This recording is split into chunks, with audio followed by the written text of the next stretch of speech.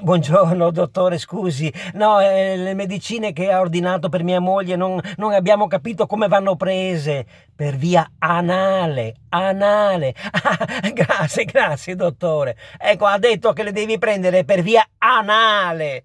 Ma che roba è anale? Ma che roba è che io non ho capito, ma tornalo a chiamare che non avevo capito niente. Ancora, sì, tornalo a chiamare. Scusi, dottore, l'ho chiamato 5 minuti fa. Non capisce come vanno prese queste medicine che mi ha detto prima. Non capisco neanch'io come vanno prese, mi dica. Per via rettale, rettale. Ecco, ha detto che le devi prendere per via rettale, rettale. Ma che roba è retta, Greta? Ma che roba è? Ma fatti spiegare meglio una volta per tutte che non ho capito niente. Tornalo a chiamare. Guarda che dopo si incassa, che lo chiamo ancora. Tornalo a chiamare.